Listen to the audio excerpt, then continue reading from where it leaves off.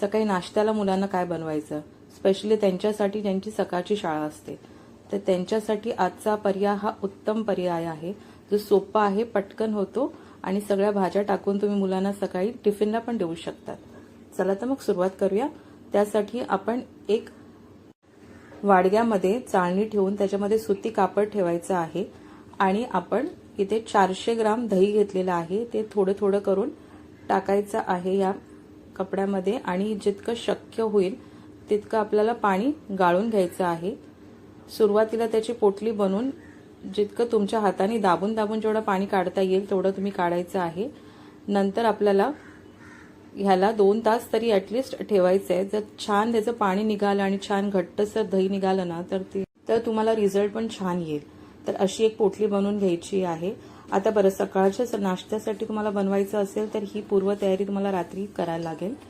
तर रात्री अशी पोटली बनवा आणि त्याच्यावरती कोणतंही जड वजनाचं दगड किंवा खलबत्ता असेल तो ठेवा आणि फ्रीजमध्ये रात्रभरासाठी ठेवून द्या। आणि जर संध्याकाळीसाठी बनवायचं असेल तर सकाळी तुम्ही ही प्रोसेस केली तरीही चालेल। तर माझ्याकडे असं वजनाचं काहीच नव्हतं, तर खलबत्ता मी ठेवला त्याच्यावरती आणि फ्रीजमध्ये ठेवून दिला। आता मी 4 तासांनी काढून बघितलं तर जितकं पाणी होतं ते खाली निघालं आणि छान आपल्याला घट्ट दही इथे मिळतं। किमान 4 तास तरी ठेवा ॲटलिस्ट, मी सांगेन तुम्हाला। तर हे आपल्याला बाउलमध्ये काढून घ्यायचं आहे।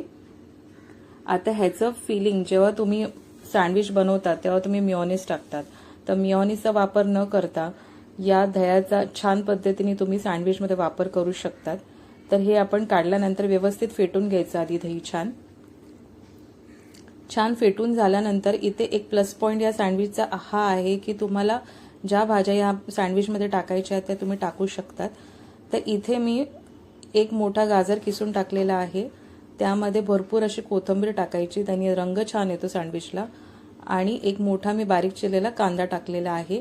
इथे तुम्ही शिमला मिरची टाकू शकतात, बारीक कोबी टाकू शकतात आणि कॉर्न जे आपले मक्याचे दाणे आहेत ते शिजवलेले यामध्ये तुम्ही टाकून व्हेरिएशन्स यामध्ये भरपूर करू शकतात आणि यामध्ये तुम्ही चिली फ्लेक्स पण टाकू शकतात।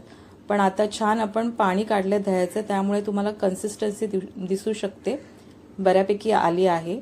आणि आपण व्यवस्थित मिक्स केल्यानंतर इथे मी व्हाईट ब्रेड घेतलेले सफेद, तुमच्याकडे ब्राऊन ब्रेड असतील तरीही चालतील।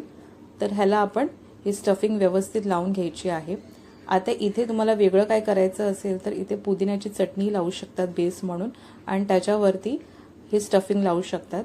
पण सकाळची इतकी घाईमध्ये आपल्याला ते शक्य होणार नाही, म्हणून जितकं सोपं होईल तितकं मी दाखवायचा प्रयत्न केला आहे यामध्ये।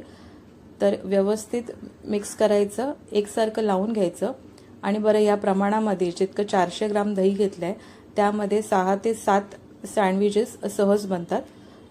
तर अशा पद्धतीने आपल्याला वरती ब्रेड लावून घ्यायचे आहेत आणि इथे तवा घ्यायचा। आता इथे तव्यावरती आणि ह्या सँडविचच्या पूर्ण प्रोसेसमध्ये बटरचा वापर आपण कुठेच केला नाही आहे, चीजचाही वापर केला नाही आहे, इथे मी तुपाचा वापर केला आहे। तर तुपामध्ये थोडंसं आपल्याला मोहरी टाकून कढीपत्त्याची पाने टाकायची आहेत आणि ह्याला 3 मिनिटं छान खरपूस भाजून घ्यायचं आहे दोन्ही बाजूनी। तुपाचाच वापर करा छान, कारण तुपाचा एरोमा आणि जो चव असते ती या सँडविचमध्ये खूप छान कॉम्बिनेशन आहे त्यासाठी। तर हे मी सगळे बनवून घेतलेले आहेत आणि आपण जेव्हा कापताना शक्यतो चाकूला छान धार पाहिजे, तर पटकन कापले जातात हे सँडविचेस।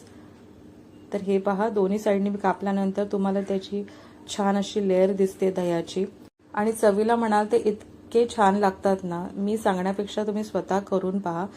या सँडविचला तुम्ही सॉस सोबत, चटणी सोबत सर्व करू शकतात आणि काहीच नाही तर असेही खाऊ शकतात, खूप छान लागतात। एकदा करून पहा आणि मला सांगा कशी झाली रेसिपी ते।